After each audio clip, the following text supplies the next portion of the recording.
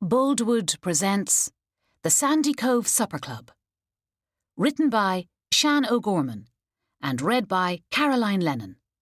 The moral right of the author has been asserted. This performance is owned by Boldwood. Prologue. 1 year earlier.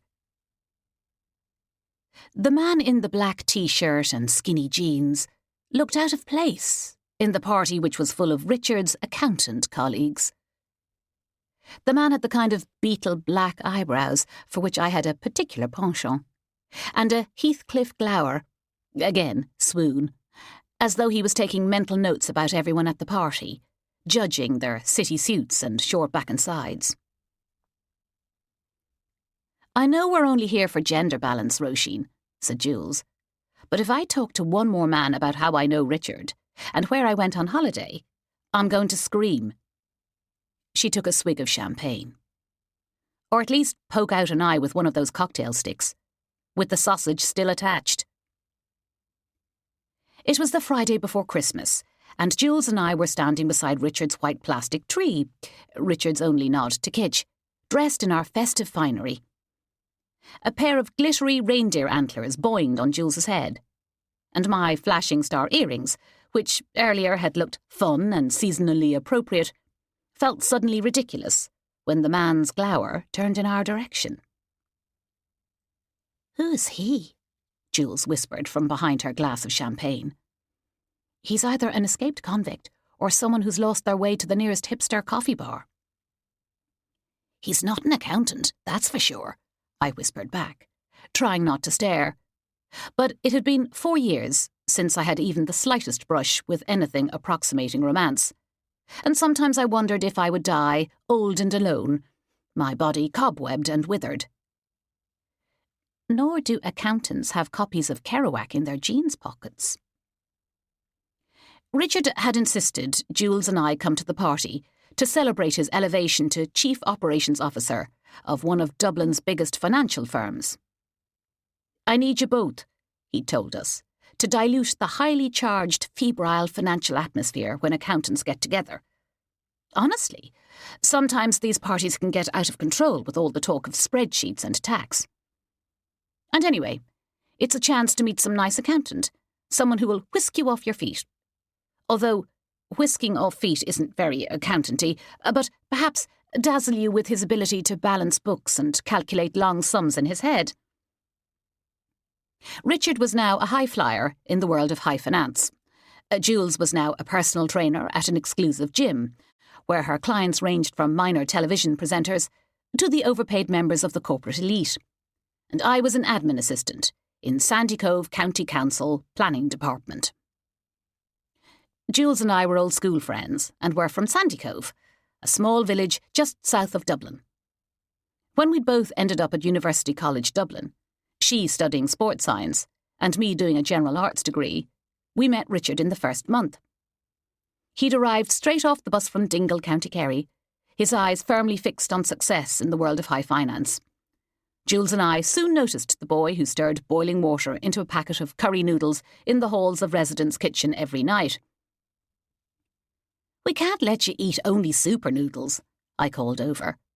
"You'll become anemic and die," said Jools. Young Richard turned and looked at us. His fringe looked as though it had been cut with nail scissors. His polyester suit crackled as he walked. "They are 35 pence per packet, take 3 minutes to make and 4 minutes to eat," he said. "I have an essay to write." "We'll give you dinner for free," I offered. "And it's good for you," said Jools. The young Richard hesitated. Later on, he told us that he hadn't planned on making friends at university, in case they derailed his studies and ambitions. But within a month, he was singing along as passionately as us to Like a Prayer in the college karaoke bar. And now, at Richard's Christmas party, Jools swigged back her champagne, dislodging her reindeer headband. "I'm only having 1 glass, but if you're only going to have one, make it a good one." "That didn't used to be your philosophy," I said, tearing my eyes away from the brooding man. "You used to be cheap and plentiful." "I have to be sober for when I go home to Darren," she said. "He hates me drinking anything apart from coconut water." Jools' boyfriend, Darren, ran a bodybuilding and boxing gym and had an ego the size of the barrels of protein powder he consumed, and couldn't pass a shop window without having a not-so-sneaky peek at himself. Richard once described him to me as having a brain the size of his testicles, both probably invisible to the naked eye. Darren says that food is overrated, and it is far easier to just replace everything with a protein shake, said Jools. I can't remember the last time I ate something without having to work out the macros in advance. I'm exhausted. You know what I want? Carbs. Lots of them. Double, triple, quadruple carbs. But Darren would undergo a lobotomy rather than let bread or pasta over our threshold. I managed not to say that I thought Darren had had that lobotomy years ago, but then I realised the man with the eyebrows was standing in front of us, holding up a bottle of champagne. I've just stolen this from the fridge. His eyes lingered on mine. I thought you two might like a glass. No one had looked at me like that since Paddy. I can't, said Jools. I'm just having the one. I'm driving. But, she smiled at me. Roisin would, wouldn't you, Ro? I found myself nodding and handing over my glass. I suppose I could be persuaded? It is Christmas, the man went on, handing back my glass. Although, obviously, I'm not a fan. Of Christmas? I sipped from my glass, intrigued. Who didn't like Christmas? I was traumatised as a child, he said. Something to do with not getting the typewriter I was desperate for, and getting the BMX, which my mother thought I should have asked for. I laughed, thinking he was joking, but he looked totally serious. Maybe he had been actually traumatised. I rearranged my face to one of concern. Maybe it was the injustice of the situation. Maybe it was the fact that I had not had a whiff of anything romantic for years that made me want to carry on talking to him. I once got a BMX for Christmas, said Jools, but it was my brother Paddy's old one. Jools had been oblivious that I, her best friend, and her brother had had a fling 4 years ago, and had spent most weekends together, secretly stealing away from parties, staying in bed for days at a time, or cycling up to the mountains in Wicklow, lying in the heather, and watching the clouds scudding across the sky, his hand in mine.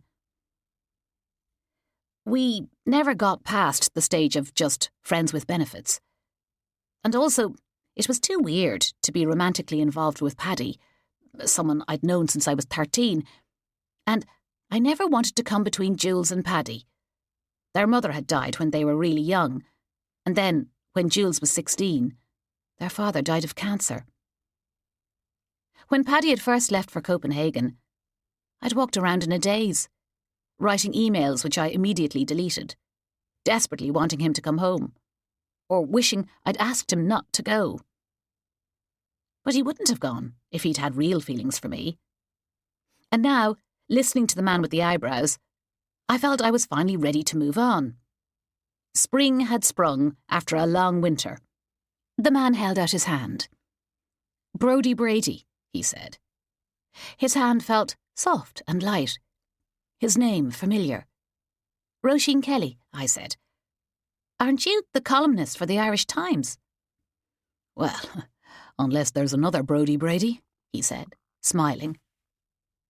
He writes that column, I told Jools. Man Overboard, about modern life. And much, much more, said Brody. I like to think that I covered the gamut of the experience of the Irish male. He smiled at me again. Everything from why the pint is an inalienable right to why the shirt and tie is like a noose around the neck of the Irish man. I read your column last week, I said. You were talking about how we as a society have lost touch with our rural past. Brody nodded. I've actually been commissioned to write a novel, he said, exactly about that. I'm excited to get what's up here, he tapped his forehead, onto the page. A writer. He was the exact opposite to Paddy, who was into bikes and fixing things. I was so ready for different. I'm going to have to go, Jools said, looking at her phone. Darren's texted. He's on his way home. Roisin, are you staying? I quickly glanced at Brody. "I think so," I said. Gratifyingly, he looked pleased too. "So, you know I'm a writer," he said, when it was just the two of us. "What do you do?" "I'm just in the planning department at Sandycove Council." "Never say just when it comes to honest toil," he said. "Where would we be without planners? How would buildings be built or cities evolve?" "I haven't thought of it like that."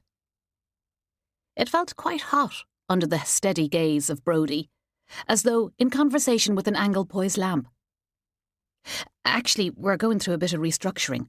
One of our planners had to be sacked because he was taking bribes from developers. There was a huge case about it." "Ah, the Sandycove brown enveloper." Brody looked delighted. "I read about him. Didn't he have to be extradited from Spain?" I nodded. "He was living in a mansion in Marbella and existing on crisps and caviar, apparently. My poor boss was interrogated about why none of us knew that he was taking backhanders. And Dermot, one of our other planners, said he'd opened so many envelopes stuffed with cash he probably had repetitive strain injury. It's left us all a little shaken." I looked back at Brody. "It's all been somewhat fraught." "No, please go on," he said. "I love hearing these kinds of stories about office life. It's like a zoo to someone like me who works on my own all day. You never know." He winked, refilling our glasses with the air of a man about town, as though he had bought the champagne, not pilfered it from Richard's fridge. "It might make its way into one of my novels." So, how's the novel going?" I asked. "It's my second book, actually," he said. "My first was a collection of my columns. My mother bought 10 copies, but as she and my dad are more Daily Mirror readers, it remains unread." He shrugged. "But it's fine. I don't expect them to understand what I do. I was always a cuckoo in the nest. Once you realise you're an outsider in your own family, it makes it easier. My brother Roger fitted in very well. Thankfully, he's in Australia now, working on a sheep farm or something. But I'm looking for somewhere to write. I'm flat-sitting upstairs while my agent's aged aunt is on holiday. She needs someone to water the plants and feed the dogs, and vice versa. I bumped into the man with the bow tie over there." He nodded towards Richard, "while I was wrestling with the rubbish chute, and he invited me along. But he didn't tell me it was a party of accountants. Being a wordsmith, I feel like a fish out of water. Anyway, once aged auntie is back from Morocco next week, I need to find somewhere else to live, and a room of my own to write." He stopped, staring at me, blinking. "You know," he said, "you have the most beautiful eyes. The kind of eyes I would like to get lost in." For a moment, I didn't know what to say, but cleared my throat. "I have a room," I said quickly. "Really? Would you like to see it?" I said. I would indeed." "It's in Sandycove." Brody thought for a moment. "It's a bit far out of town, but maybe it's time I gave the suburbs a chance." He smiled at me. Within a week, he had moved his laptop into the spare room, along with his osteopathic chair, and, weirdly, an old broken television, and had professed his undying love, which I gratefully accepted. Our lives were suddenly only about each other. Every evening I would cook, and he would tell me what he'd been writing. On weekends, we went on literary tours of Dublin, or long windswept walks along the seafront in Sandycove. He would write notes and leave them for me to find, declaring he was so in love with me, and that he had never believed he would find something like this. So pure, he wrote, something so beautiful. Sometimes his voice broke a little as he expressed his feelings. "I am in awe," he said, "of love, that we humans are allowed to experience this emotion. When you find your person, it is truly humbling." It felt as if we were in a magical bubble of love which would never burst. The love bombing was on another scale. It was an intoxicating blitzkrieg of bliss. 6 months later, we were standing on the top of the Martello Tower in Sandycove, close to the crashing waves of the Irish Sea, and where James Joyce, Brody's literary hero, had lived, when he dropped to one knee. "It feels appropriate on this hallowed ground," he said, "to ask you to marry me." "Yes," I squeaked. A week later, we were married. The end. Curtain up. Rousing music. Cut to me, settling in for my happy ending. If only. Wedding menu. West Cork smoked salmon on fresh brown soda bread. Irish cured meat platter with pickles. Courgette and whipped feta on toast. Parmesan, crushed pea and garlic bruschetta. Wicklow tomato and basil salad. Chocolate celebration cake. Champagne. The morning after the proposal, I cycled from my house to Mum's with my big news. I'd already booked the registry office for 2 weeks' time, 1st of June, and asked Jools if she would help me with all the preparing and cooking. My true passion was cooking, and with Jools as my sous chef, it would be like the dinner parties we used to have, only a bit bigger. And if Jools thought I was getting married in haste, she didn't let on.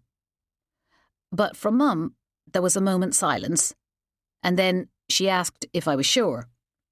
"Yes," I said firmly, "totally." "But are you sure? "I've never been happier," I said, reaching over and taking one of her biscuits. "He loves me and I love him. It's the real thing. When you know, you know." I shrugged nonchalantly. "How long did it take for you to say yes to Dad?" Mum hesitated because Dad had proposed after 1 week, and they were married within a year. And, OK, so she and Dad divorced when I was 10 and Shona was 11. Dad had then moved to the south of France with our stepmother, Maxine, who was as warm and emotional as a wooden spoon. "I love him," I said, "and I want to marry him." Mum opened her mouth and then closed it again. "You can have the wedding party here," she said, relenting for my sake. "The kitchen is big enough, and we can spill out into the garden if the rain holds off. We could fit at least 80 people in the garden and maybe have a band. The ukulele orchestra would definitely play. And what about dancing? We could use the summer house as the bar. I'm thinking a champagne reception first of all, and..." Mum's garden was beautiful. A wild, unkempt square, with tall granite walls on 3 sides, the old lean-to summer house on one side, and a small collection of gnarly apple trees on the other. My sister Shona was slightly more forthcoming. That evening, at the hastily convened engagement party in the Island, our local pub in Sandycove, she cornered me at the bar. "Are you out of your mind?" she hissed. "No," I said. "I am perfectly in my mind. I am in love. I am floating on a magic carpet of love."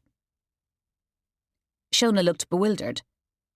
"Why are you being so impetuous?" she said. "You can't rush into something like this. You must cease and desist immediately." As a stay-at-home mother to my gorgeous nieces, twins, Daisy and Kitty, Shona liked to remind people she was still the scary lawyer she'd once trained as. Beside her appeared Richard, bathed in a light sweat and wearing a determined expression. "I've just flown in from Brussels. I managed to get an earlier flight. I can't believe it." "You see," said Shona, "it's not just me." "I want to get married. I'm in love. Is that a crime?" "No, of course it isn't," Richard said. "But marrying anyone after a couple of months should be a crime." "I am sure there's some impediment," Shona was thinking. "Some precedent." "It's been 6 months, actually," I said to Richard, "and it's all your fault. I met him at your party." "I wanted you to meet a nice, safe accountant, not some irrational writer. An accountant wouldn't propose after a mere few months." 6, I shouted. "She has abandonment issues," Shona told Richard. "She's never got over Dad leaving." "Thank you, Sigmund," I said, folding my arms. and wishing the people I loved could be pleased for me. I love Brody, I said, and Brody loves me. It's nice. We're happy. But life's not all about love, interrupted Richard. It's about making the right choices. Shona nodded vigorously in agreement. Look at me, he went on. I don't have time for love because I'm too busy doing the right thing. My career, paying my mortgage, being sensible. Why not concentrate on getting a new job, one that you actually want to do? Like cooking. Look, I said, I'm only getting married. It's hardly anything drastic. He was silent for a moment. Roisin. Richard narrowed his eyes. Don't marry him. Why not? Because... He searched around for a reason. He's a writer, and writers don't make good partners. They are self-obsessed. It's all about them.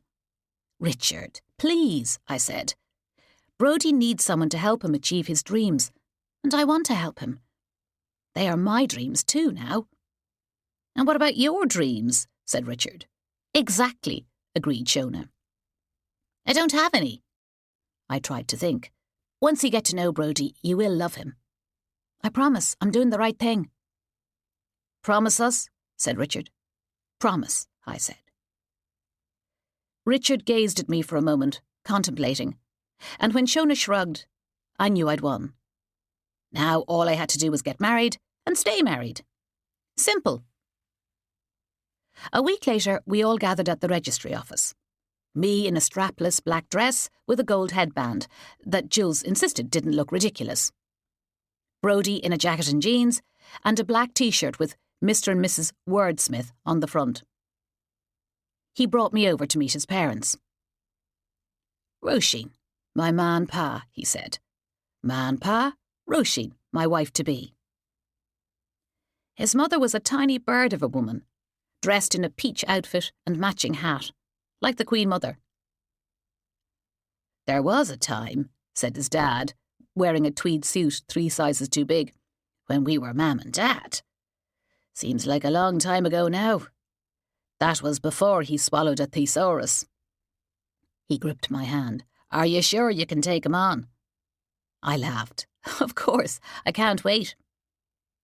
His mother took my hand. I'm Sandra, and this is Jim. She smiled up at me. We're delighted to finally meet Brian's fiancée. Brody glared at her. My name's Brody. He seemed like a sulky teenager around his parents. I mean Brody, she said. We're trying to get used to the new name, but it's not easy. He never liked Brian. Tried lots of different names, didn't he, Jim? Jim agreed. He tried out a few mouthfuls. Isambard was one. That was never going to work. Not in Finglas. Wolfgang, that was another. He shook his head. Brody seems normal in comparison. So, what do you think of my beautiful bride? Brody asked, changing the conversation. My muse, my inspiration, my afflatus. Jim laughed. I thought that's what you get when you eat too many beans. The smile on his face died slowly as he looked back at Brody. Sorry, son, he said. I forgot where I was. We're very proud of Brody, Sandra told me. A novel? I was telling the girls at work. Bernie wants to know when it'll be in the shops. Says she will definitely buy it, she said to Brody. Boost your sales. Put me down for 10 copies, said Jim. I'll hand them out to the boys at the bus garage. I doubt Bernie can even read, said Brody. And as for the bus drivers, I think the only thing they read is the sports pages in the tabloids. The book has to be ready in a year's time, I said, brightly. My job is just to make sure that Brody doesn't have to worry about anything, just writing. Are you nervous? Sandra asked him. I would be. A book. Don't understand how you get from an empty page to a whole book. Brody shook his head. Never be nervous, for nerves are nothing. Who said that? Jim asked. Shakespeare. I did, replied Brody loftily. And anyway, why would I be nervous? Ma, you should be delighted that I have a room of my own and a wife who's an amazing cook. The steak you did, he said, turning to me, the other night was the best I've ever had. The meatballs with that tomato sauce. The roast lamb. His stomach was definitely paunchier than it had been a few months earlier, because I was holding up my end of the bargain and keeping him well fed and watered. Roisin's job, he told Jim, is to keep cooking. Mine to keep writing. It's a match made in heaven. Everyone cheered when we said, "we do," and had our first kiss as a married couple. Even Shona, who was standing with Ross and their twins Kitty and Daisy, looked quite moved. She dabbed at her eye from time to time, her arm in her husband Ross's. The twins dressed in identical outfits. Mum was on the other side, smiling encouragingly. In the row behind was Dad, back from France for the weekend, and looking his normal distracted self, while my stepmother Maxine looked utterly bored. Back at Mum's house, everything had been prepared. The food was all done. It was just a case of handing out the plates of finger food, making sure people had enough salad, and that their glasses were topped up. Richard and Jools insisted on being the waiters. The champagne flowed, and for the first time since we announced the engagement, I began to relax.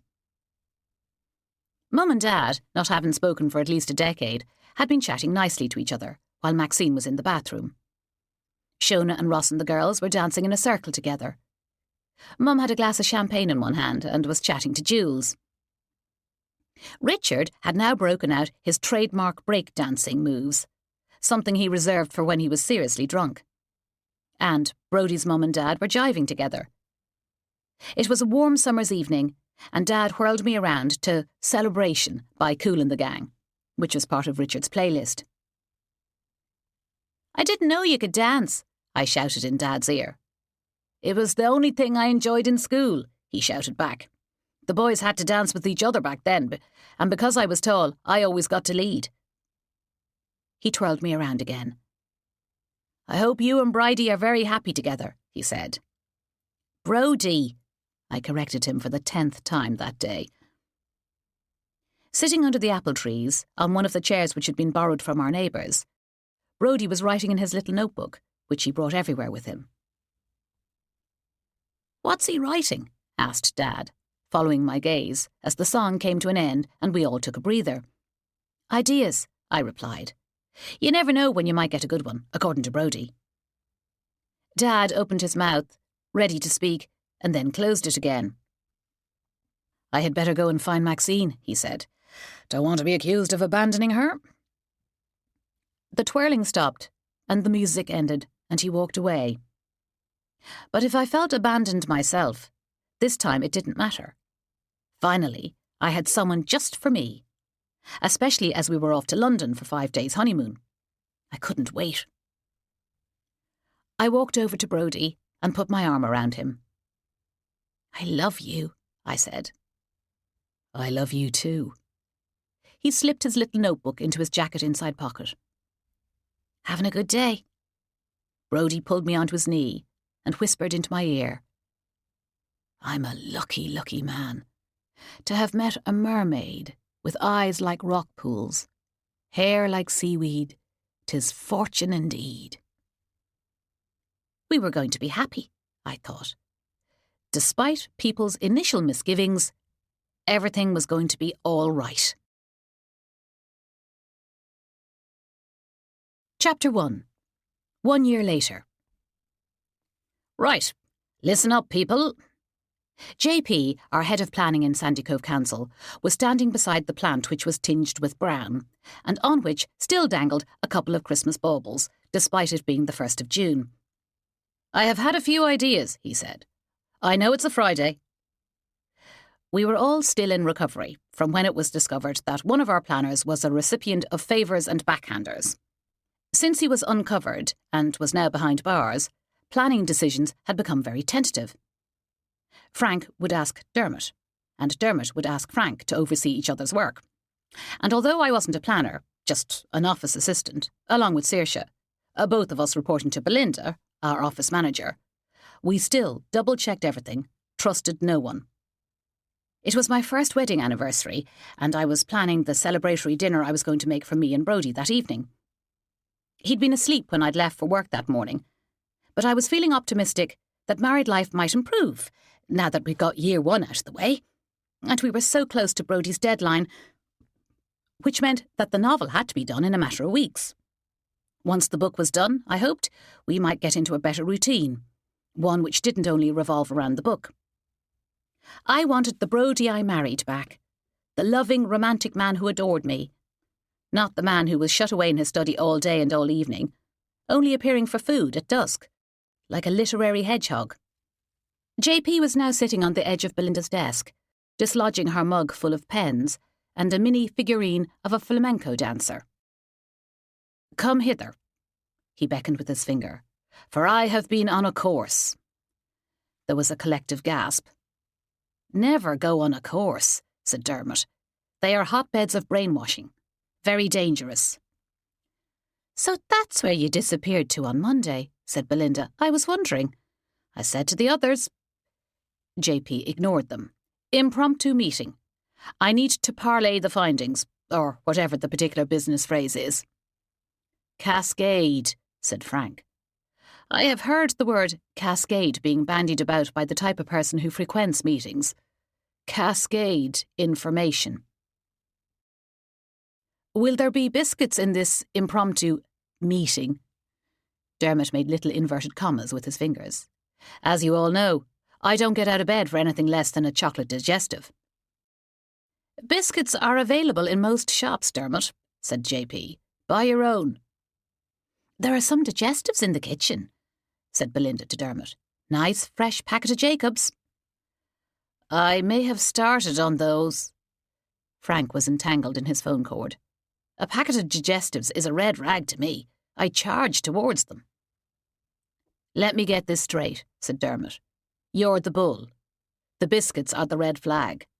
Are you suggesting Belinda is the matador?" "It was a metaphor, Dermot," said Frank flatly. "I thought you said matador," said Dermot. "Ignore him, Belinda," said Frank, the phone cord finally free. "Thank you for bringing in the biscuits." "You're very welcome, Frank." Belinda gave him a smile. "My Johnny, when he was alive, was partial to a digestive. Would have put a packet in the coffin if the priest had let me. But he was one of those priests, the ones who don't let you do anything, and just want to do everything by the book." Her beaded necklace rattled as she shook her head in disgust. "The Bible," said Dermot, now seated in front of JP. "That's the book by which they do everything. It's time they got a new one." "Well, we'll have to ask Roisin's husband to write something, won't we?" Belinda smiled at me. "It must be so inspiring to live with a writer," she sighed. "Once, years ago, Johnny and I went to a talk by Sir Geoffrey Archer. He was in town for a book signing, and when Sir Geoffrey walked past us, Johnny had a funny turn. He said it was like coming face to face with God," she went on. "All those marvellous thoughts and ideas, all tied up in one person's brain. Your husband must be coming out with clever things all the time." "It's not quite like that," I admitted. In fact, the last year had been lonely, and the gleam of living with a writer was somewhat tarnished. Brody was so consumed by the book that he stayed up past midnight and would fall straight into a snoring sleep. He rarely even kissed me these days, never mind anything more. But I was being selfish. It was Brody who had all the pressure and stress, and you could even see the toll it had taken on his body.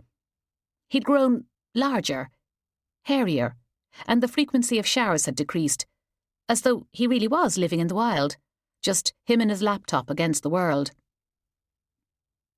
Dermot was scooting himself across on his chair. Belinda had left her desk, which was still commandeered by JP's behind, and was perched on mine. "Meetings are unnecessary these days," Dermot said into JP's ear as he went past. "I thought we all knew that. The efficacy and usefulness of meetings were debunked. Everyone gets on with their jobs. Communicate anything anyone should know in a short email, and that's it." "But this meeting might change your life, Dermot," said JP. "I mean, it most definitely won't, but you don't know that. Give this meeting a chance." "I'm not a great fan of taking chances," said Frank. "I prefer the status quo." They were a terrible band, said Dermot. I would keep that side of your life quiet if I was you. Frank, said Belinda, you should give things a chance. After Johnny passed away, I could have stayed in every night. But if I hadn't been walking past the parish hall that evening, I would never have come across the salsa group. And I would never have met all my friends and gone on that trip to Malaga. She smiled across at Frank. Take a risk, Frank. JP was already standing up. OK, I get it. None of you like impromptu meetings. Why don't I schedule one for 3 minutes' time in my office? Is that better? He looked around, catching Saoirse's eye. Saoirse, you too. See you in my office in 3 minutes. He turned and left us, and, reluctantly, with a huge sigh, Saoirse looked up from her phone. What's going on? She said. Is JP dying or something? Or, she looked over at me, breaking news. Roisin's made a new cake? Or she's experimenting with vanilla? Or some new ingredient that no one likes? The embarrassing thing was, I had made a cake. The night before, after Brody had gone back to his study, I had gone back into the kitchen and started baking. Just to soothe my soul and try and keep me focused on the last few weeks until the deadline. I had begun to think that this marriage wasn't the great success I had promised everyone it would be. But hopefully, there was still time to turn this marital Titanic around. And baking and cooking was the most soothing thing I did. That wonderful alchemy of ingredients. Molecules magically metamorphosing. A cake rising. Egg whites transforming into a snowscape. A potato changing from inedible into myriad utterly delectable meals. And because Brody didn't like cakes, and had once explained, women like cakes and men like meat, when I did bake, I brought the results into work. Actually, I admitted, I do have one. Lemon drizzle. I made it last night. A frisson of excitement rippled through the office. Even Frank was up and searching for the large cake slicer. Except for Saoirse. Of course you have, she said. The office feeder. Predictable as a weather vane. Chapter 2. We reconvened in JP's office. Thank you for coming, he began. Our pleasure, JP, said Belinda, a plate and fork with a slice of the cake perched on her lap. Wouldn't miss this unnecessary meeting for the world, said Dermot, his slice balanced on his knee. Frank had his on a paper napkin, and JP's slice was on the teetering pile of files which never decreased in height. I will talk as fast as I can and we'll get to the point, sighed JP, defeated. Didn't you know sugar was as bad as smoking 20 cigarettes a day?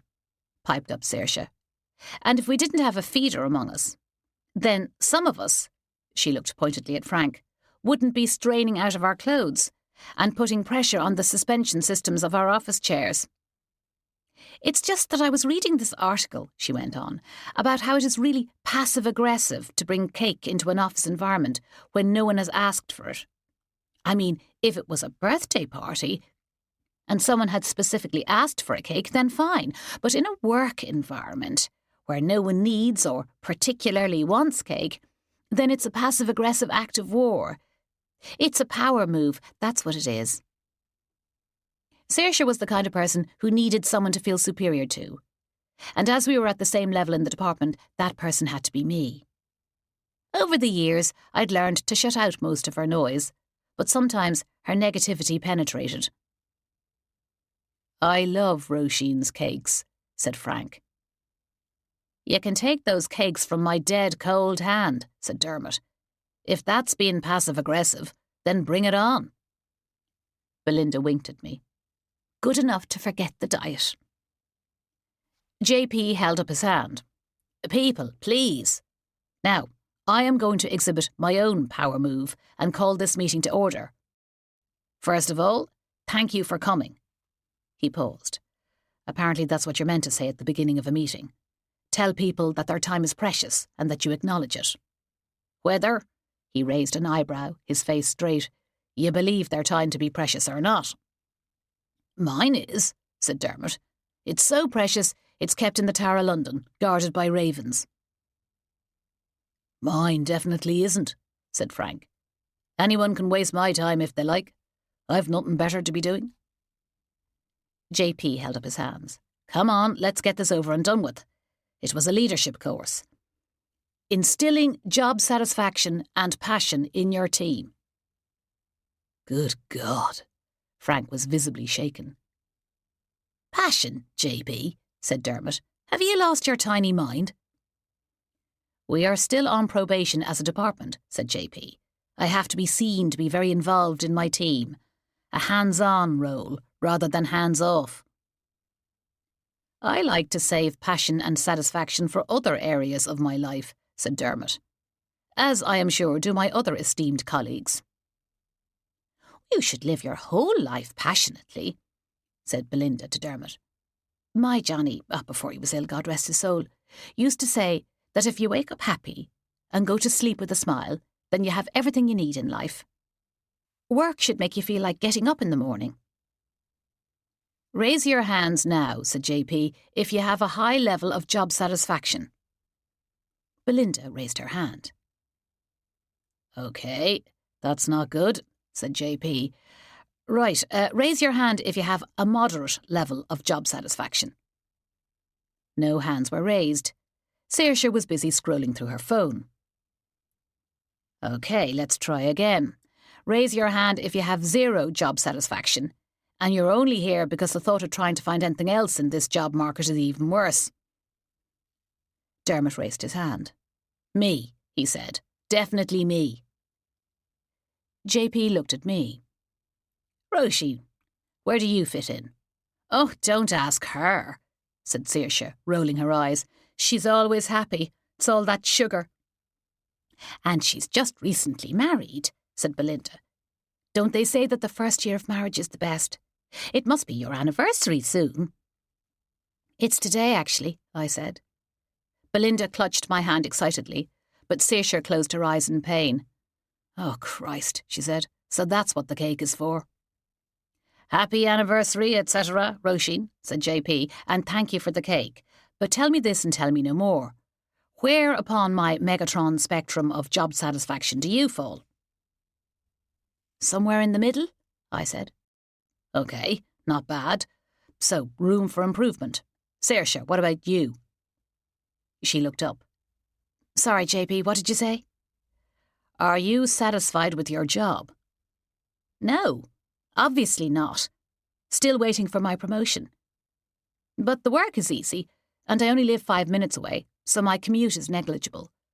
The quality of colleagues could be improved, but on the whole, not too bad. Is there anything, JP had a rictus smile on his face, that we can do to increase your level of satisfaction? Stop asking questions, Saoirse said. Not wanting to be rude, JP, or anything, but I just have a low tolerance for people. No offence. So, yeah, job satisfaction is fine. If, that is, you stop your blather. There was a gasp from Frank and Belinda, which often happened, when Saoirse tipped over from her normal truculence to downright rude. JP remained stony-faced. Thank you, Saoirse, for your contribution. Now, Frank, he went on, what about you? You are the longest-serving team member. You've been a planner since, I don't know, the dark ages, said Dermot. A long time, agreed Frank, his face reddening. I would say I would be somewhere in the middle on your Megatron of job satisfaction. Could say the same about my whole life. Middling. Belinda gave him a concerned look as JP pushed on. OK, now we're getting somewhere, he said. Belinda and Saoirse are happy, albeit with caveats, with their work. Is that right? Saoirse was staring at her screen again as Belinda nodded. Very much so, JP, she said. So, Dermot, Frank and Roisin need assistance to increase their passion and satisfaction at work. Is that right?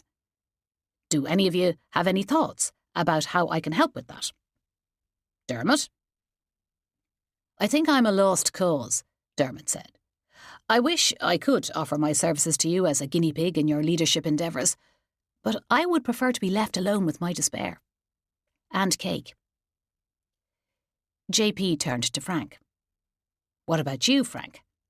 Anything I can do to help? Frank was still red. I think I have a lot of work to do on all areas of my life, he said shyly. I'm working through a list. I am a member of a men's shed, and well, we have a few chats about this and that, and they came up with a few ideas for me. So I'm kind of already on that path, so to speak.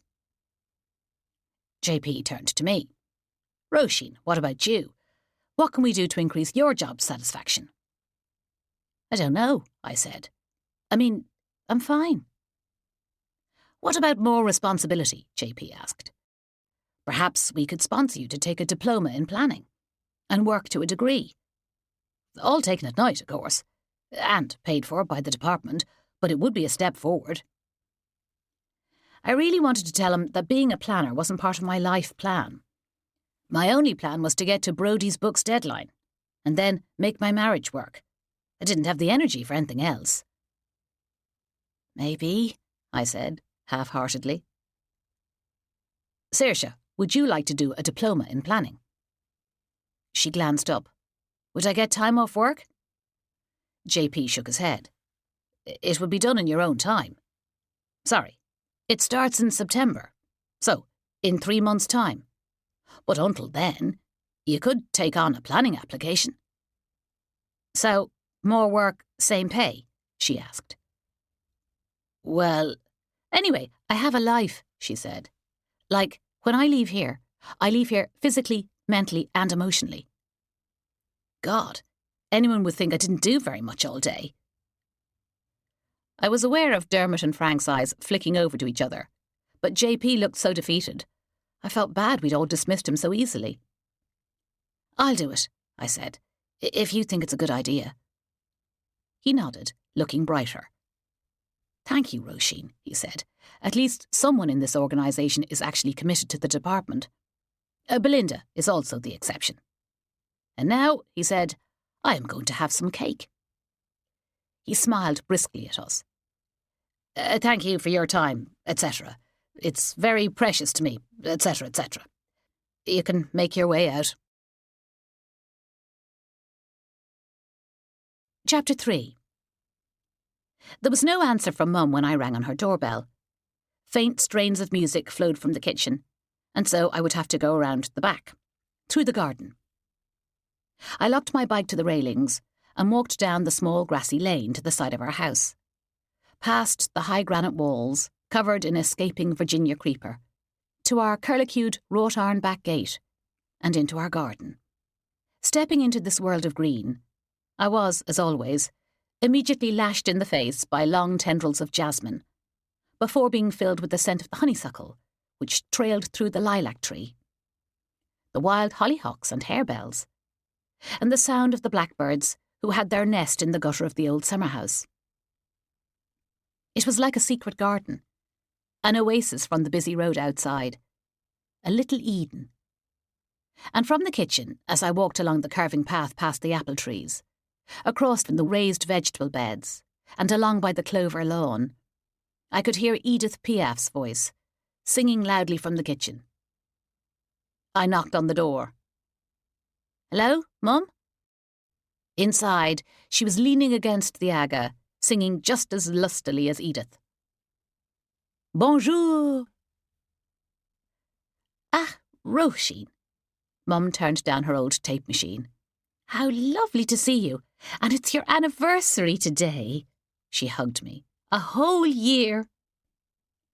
Since her initial misgiving, Mum had been utterly positive about Brody, even though he hadn't managed to make many appearances at family occasions over the last year. I'm in the zone, he'd say, like a man trudging through life. And so I made yet another excuse for his absence. Writing a novel is like having to solve a vast puzzle, and once you're in the puzzle-solving zone, you can't leave. He made it sound like he was living in a Dan Brown story. So, what are you doing to celebrate? Mum asked, filling the kettle at the sink while I sat on one of the chairs beside the aga. I do hope Brody's taking a night off from writing. I'm making clams and spaghetti, and my melting chocolate pudding things. As I spoke, I realised I didn't know if Brody actually liked clams or not. There was a lot I didn't know about him, such as what party he voted for at the last election, or what the first record he ever bought was, or whether he was a dog or a cat person. Dog, I hoped. I didn't even know his favourite flavour of crisps. By the way, she went on, I meant to say your dad is coming to stay, and I thought that you and Brody would like to come round to dinner. My mug nearly dropped from my hand in shock. Dad is coming to stay with you? You mean Dad, as in my father, who ran off to marry Maxine all those years ago? The very one, she said, smiling calmly. I thought he might have contacted you. There had been a missed call last week from him, and another yesterday, but I hadn't had a chance to call him back. Mum and Dad had kept their communications very much on the down low over the years, politely acknowledging each other at various events. But with Dad in Cannes with Maxine, there were few times when their paths actually did cross. He's not dying, is he? No, definitely not dying, and his usual fit-as-a-fiddle self. But he has come to Dublin to sort your Uncle Philip's will.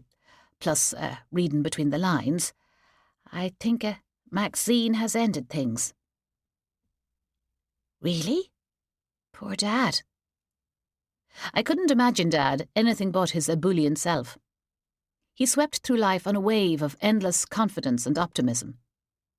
Even when he left Mum, and us, all those years ago, he didn't seem too upset. Over the years, Shona and I had spent holidays with him and Maxine, and there was always that small niggling feeling, however much we loved him, that he'd had an easy life.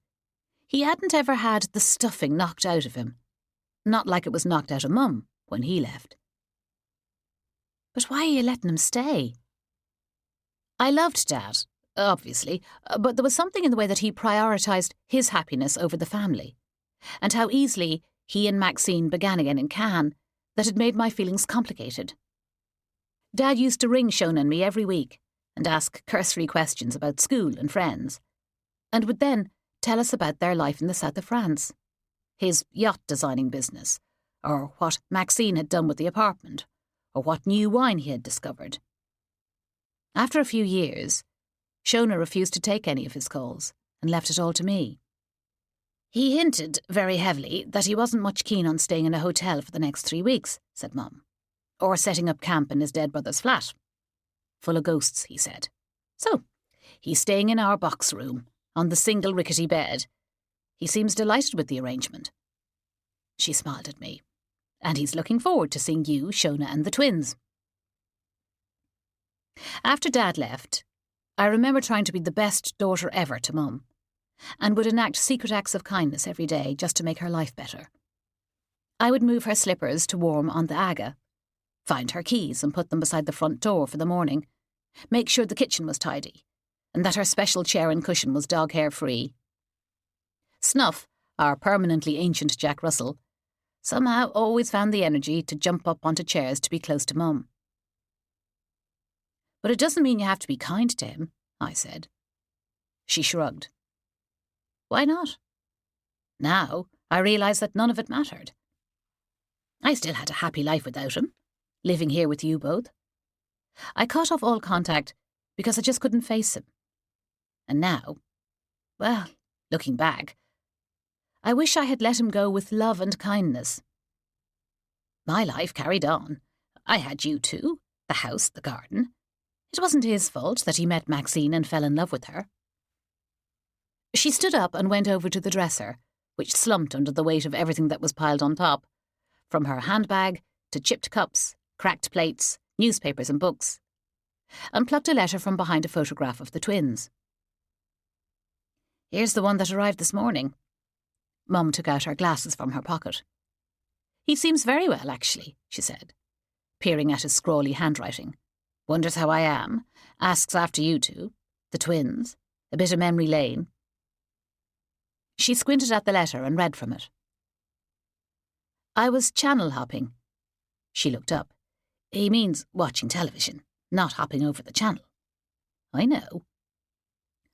I was channel hopping and caught Raging Bull the other day.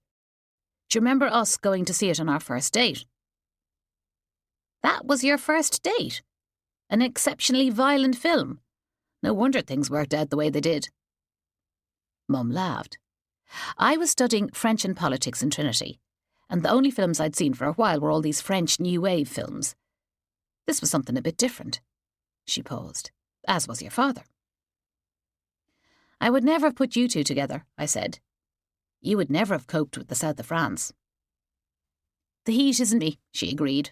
I like the rain of Ireland. She read on. I am writing from a table in the town square, sitting over a glass of very good red wine. And I thought of you and what you might be up to.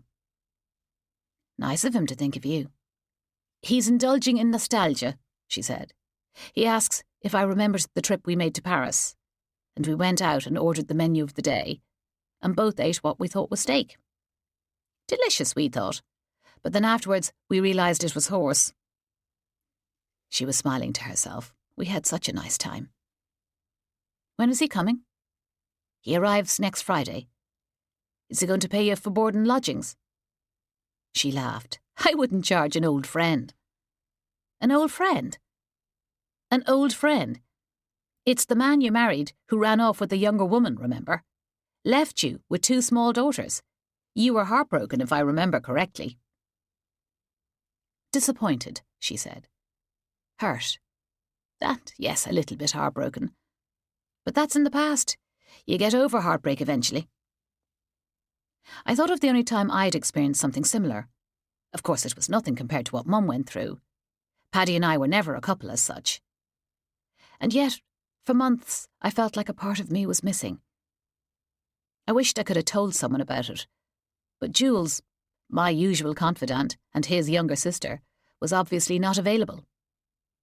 Life moves on, and you eventually realise that you have to catch up with it.